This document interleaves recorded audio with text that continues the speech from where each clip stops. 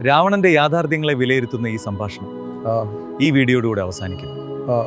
നിങ്ങളുടെ സ്വതന്ത്രമായ അഭിപ്രായങ്ങൾ പ്രതീക്ഷിക്കുന്നു. നമസ്കാരം. രാമായണം നമുക്ക് എല്ലാവർക്കും ഒരുപാട് തവണ കേട്ടും വായിച്ചും പരിചയമുള്ള കഥയാണ് അല്ലേ? എന്നാൽ ഇന്ന് നമ്മൾ ആ ഇതിഹാസത്തിന്റെ അത്രയൊന്നും ചർച്ച ചെയ്യപ്പെടാത്ത, ചിലപ്പോൾ നിങ്ങൾ കേട്ടിട്ട് പോലുമില്ലാത്ത ഒരു തലത്തിലേക്ക് ആഴത്തിലിറങ്ങിച്ചെല്ലാൻ പോവുകയാണ്. നമ്മൾ കേട്ട കഥകൾക്കപ്പുറമുള്ള ഒരു കാഴ്ചപ്പാടിലേക്ക്. നമുക്കൊരു ചോദ്യത്തിൽ നിന്ന് തന്നെ തുടങ്ങാം. ഒരുപക്ഷെ നിങ്ങളെ അതിശയിപ്പിക്കുന്നൊരു ചോദ്യം. രാവണൻ രാമനെ ആരാധിച്ചിരുന്നോ? നമ്മളൊക്കെ എപ്പോഴും ഒരു തികഞ്ഞ വില്ലനായി മാത്രം കണ്ടിട്ടുള്ള രാവണന്റെ ഉള്ളിൽ രാവനോട് ഒരുതരം ആരാധനയുണ്ടായിരുന്നോ? ഈയൊരു ചോദ്യമാണ് നമ്മൾ ഇന്ന് ചർച്ച ചെയ്യാൻ പോകുന്ന ആഴത്തിലുള്ള ആശയങ്ങളുടെ വാതില് തുറക്കുന്നത്. രാവണന്റെ ഓരോ പ്രവൃത്തികളെയും തിന്മ, അഹങ്കാരം എന്നൊക്കെ മാത്രം ലേബൽ ചെയ്യുന്നതിനു പകരം നമുക്കതിനെ മറ്റൊരു കോണിൽ നിന്ന് നോക്കിയാലോ? ഒരു പക്ഷേ അത് വളരെ തീവ്രമായ ഒരുതരം ഭക്തിയുടെ പ്രകടനമായിരുന്നെങ്കിലോ? അതെ, നമ്മൾ സംസാരിക്കാൻ പോകുന്നത് രാവണന്റെ ആരും കാണാത്ത, ആരും പറയാത്ത ഒരു ഭക്തിയെക്കുറിച്ചാണ്. ഈ ആശയത്തിന്റെ കാതൽ വിദ്വേഷഭക്തി എന്ന പേരിലാണ് അറിയപ്പെടുന്നത്. ശൂർപ്പണഖയുടെ സംഭവം കഴിഞ്ഞപ്പോ രാവണൻ പറയുന്നുണ്ട്, ഇനി സ്നേഹം കൊണ്ടോ നല്ല പ്രവൃത്തികൾ കൊണ്ടോ എനിക്ക് മോക്ഷം കിട്ടില്ല, അതിനുള്ള സമയം കഴിഞ്ഞു. ഇനി ഒരേയൊരു വഴിയേയുള്ളൂ, വിദ്വേഷത്തിന്റെ വഴി. നിരന്തരമായി രാമനെ ശത്രുവായി കണ്ട് ഉറങ്ങുമ്പോഴും ഉണരുമ്പോഴും രാമനെക്കുറിച്ച് മാത്രം ചിന്തിച്ച് അവസാനം ആ രാമന്റെ കൈകൊണ്ട് തന്നെ മോക്ഷം നേടുക. ഇതായിരുന്നു രാവണൻ തെരഞ്ഞെടുത്ത പാത. ഇത് ശരിക്കും ഒരു സൈക്കോളജിക്കൽ കാര്യമാണല്ലേ? നിങ്ങൾ ആരെയാണോ അല്ലെങ്കിൽ എന്തിനെയാണോ രാവും പകലും എതിർക്കുന്നത്, കാലം കഴിയുമ്പോൾ നിങ്ങൾ അറിയാതെ തന്നെ അവരായി മാറും. കാരണം നിങ്ങൾ മുഴുവൻ ചിന്തയും ഊർജവും കേന്ദ്രീകരിച്ചിരിക്കുന്നത് അവരിലാണല്ലോ. ഈ ആത്മീയ ആശയം മനസ്സിലാക്കാൻ നമുക്കിന്നത്തെ കാലത്ത് നിന്ന് ഒരു ഉദാഹരണം എടുത്താലോ? നമ്മുടെ രാഷ്ട്രീയ പാർട്ടികളെ ഒന്ന് ശ്രദ്ധിച്ചാൽ മതി. ചില പാർട്ടികൾ മറ്റു ചില പാർട്ടികളെ ആയിരിക്കും രാവും പകലും വിമർശിക്കുന്നത്, അല്ലേ? കുറച്ചു കാലം കഴിഞ്ഞു നോക്കിയാൽ മതി, അവരാരെയാണോ ഏറ്റവും കൂടുതൽ വിമർശിച്ചത്, അവരുടെ പല സ്വഭാവങ്ങളും ശൈലികളും ഇവരറിയാതെ തന്നെ ഏറ്റെടുത്തിട്ടുണ്ടാവും. അതുപോലെയാണിതും. അപ്പോൾ ഇതിൽ നിന്ന് ഒരു കാര്യം വ്യക്തമാണ്. രാവണന്റെ വഴി മാത്രമല്ല ലക്ഷ്യത്തിലെത്താനുള്ള ഒരേ ഒരു മാർഗം. രാമായണം തന്നെ ഭക്തിയുടെ രണ്ട് മുഖങ്ങൾ നമ്മുടെ മുന്നിൽ തുറന്നു കാണിക്കുന്നുണ്ട്. നമുക്ക് അതൊന്ന് നോക്കാം. ഒരു വശത്ത് ഹനുമാന്റെയും ശബരിയുടെയും ഒക്കെ പ്രേമഭക്തി, അതായത് സ്നേഹം കൊണ്ട്, സമർപ്പണം കൊണ്ട് ഈശ്വരനിലേക്ക് എത്തുന്ന വഴി. ഇനി മറുവശത്തോ രാവണന്റെ വിദ്വേഷഭക്തി, ശത്രുതയിലൂടെ, നിരന്തരമായ വെറുപ്പിലൂടെ ഈശ്വരനെ ഓർക്കുന്ന വഴി. പക്ഷെ ഇവിടെ ഒരു പ്രധാന വ്യത്യാസമുണ്ട്. രാവണന്റെ വഴിയെ നമുക്ക് ആരാധിക്കാം, അതിലെ തീവ്രതയെ മനസ്സിലാക്കാം, പക്ഷെ അത് അനുകരിക്കാനുള്ളതല്ല. എന്നാൽ ഹനുമാന്റെയും ശബരിയുടെയും വഴിയോ അത് അനുകരണീയമാണ്, ലോകത്തിനും മാതൃകയാക്കാവുന്നതാണ്.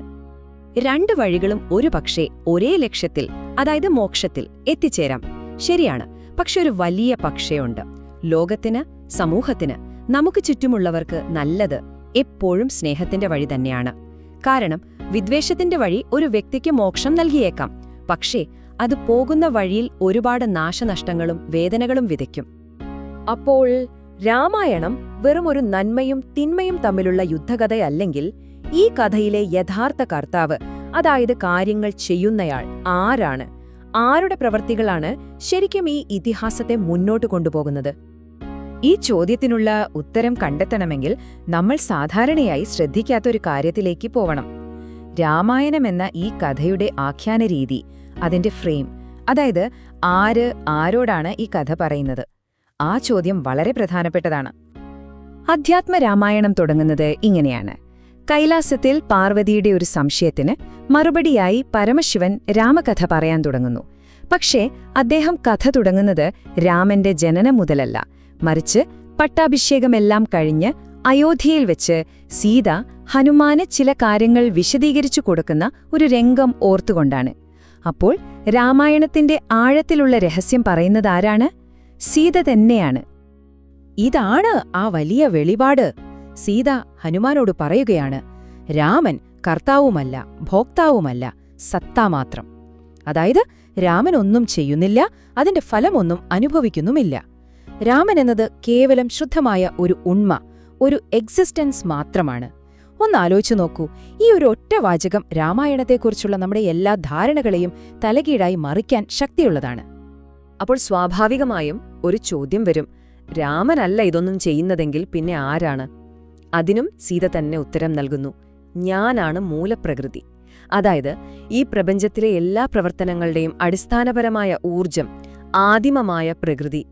രാമൻ അവിടെയുണ്ട് എന്ന ഒറ്റ കാരണം കൊണ്ട്, ആ സാന്നിധ്യം കൊണ്ട് മാത്രം പ്രകൃതിയായ താൻ പ്രവർത്തിക്കുന്നു. രാമൻ ഒരു ആക്ഷനും എടുക്കുന്നില്ല, പക്ഷെ രാമന്റെ സാന്നിധ്യം പ്രകൃതിയെക്കൊണ്ട് എല്ലാം ചെയ്യിപ്പിക്കുന്നു. അപ്പോൾ ഇതിന്റെ അർത്ഥം എന്താണെന്നറിയാമോ? നമ്മൾ രാമൻ ചെയ്തു എന്ന് പറയുന്ന ഓരോ കാര്യവും, താടകയെ വധിച്ചതായാലും ശിവന്റെ വില്ലൊടിച്ചതായാലും അവസാനം രാവണനെ വധിച്ചതുവരെ, അതെല്ലാം യഥാർത്ഥത്തിൽ ചെയ്തത് മൂലപ്രകൃതിയായ സീതയാണ്. ഇത് കഥയെ മൊത്തത്തിൽ മാറ്റിമറിക്കുന്നൊരു ചിന്തയാണ്, അല്ലേ? ഈ ഒരു പുതിയ അറിവിന്റെ വെളിച്ചത്തില് നമ്മൾ എങ്ങനെയാണ് രാമായണത്തെ ഇനി വായിക്കേണ്ടത്, എങ്ങനെയാണ് അതിനെ സമീപിക്കേണ്ടത്? നമുക്കൊരു പുനർവായനയിലേക്ക് കടക്കാം. അപ്പോൾ ഒരു നിമിഷം ചിന്തിക്കൂ, രാമൻ ഒന്നും ചെയ്യുന്നില്ലെങ്കിൽ പിന്നെ എങ്ങനെയാണ് രാമൻ രാവണനെ കൊന്നു എന്ന് നമ്മൾ പറയുന്നത്? അതിലെന്തർത്ഥമാണുള്ളത്? അല്ലെങ്കിൽ രാമായണത്തിലെ ഏറ്റവും വിവാദപരമായ ഭാഗങ്ങളിലൊന്നായ രാമൻ സീതയെ ഉപേക്ഷിച്ചു എന്നതിനെ നമ്മൾ എങ്ങനെയാണ് ഇനി മനസ്സിലാക്കേണ്ടത്? ഈ ചോദ്യങ്ങൾ നമ്മൾ സ്വയം ചോദിക്കേണ്ടതുണ്ട്. ഇതാണ് നമ്മൾ മനസ്സിലാക്കേണ്ട പ്രധാനപ്പെട്ട ആശയം. രാമായണം എന്നത് രാമൻ ചെയ്ത കാര്യങ്ങളുടെ ഒരു ലിസ്റ്റല്ല, മറിച്ച് രാമൻ എന്ന ആ സത്ത, ആ ശുദ്ധമായ ഉണ്മ എന്താണ് എന്ന് നമുക്ക് കാട്ടിത്തരുന്ന ഒരു ദർശനമാണ്. പ്രവൃത്തിയിൽ നിന്ന് അസ്തിത്വത്തിലേക്കുള്ള ഒരു ഫോക്കസ് ഷിഫ്റ്റ്. അപ്പോ ഇനി നിങ്ങൾ രാമായണം വായിക്കുമ്പോൾ അല്ലെങ്കിൽ അതിനെക്കുറിച്ച് ചിന്തിക്കുമ്പോൾ വെറും സംഭവങ്ങൾക്കും കഥാപാത്രങ്ങൾക്കും അപ്പുറത്തേക്ക് കാണാൻ ശ്രമിക്കുക. സീതയെ ഒരു ഇരയായി കാണുന്നതിന് പകരം പ്രപഞ്ചത്തെ മുഴുവൻ ചലിപ്പിക്കുന്ന കോസ്മിക് എനർജിയായി സങ്കല്പിച്ചു നോക്കൂ. രാമനെ ഒരു സൂപ്പർ ഹീറോ ആയി കാണുന്നതിന് പകരം ആ ശക്തിക്ക് കാരണമാകുന്ന കേവലമായ സാന്നിധ്യമായി കണ്ടുനോക്കൂ. ഉറപ്പാണ്, നിങ്ങളുടെ വായനാനുഭവം തന്നെ മാറും. അപ്പോൾ ഈ പുതിയ കാഴ്ചപ്പാട് രാമായണത്തെക്കുറിച്ചുള്ള നിങ്ങളുടെ ഇതുവരെയുള്ള വായനയെയും ചിന്തകളെയും മാറ്റിമറിക്കുമോ?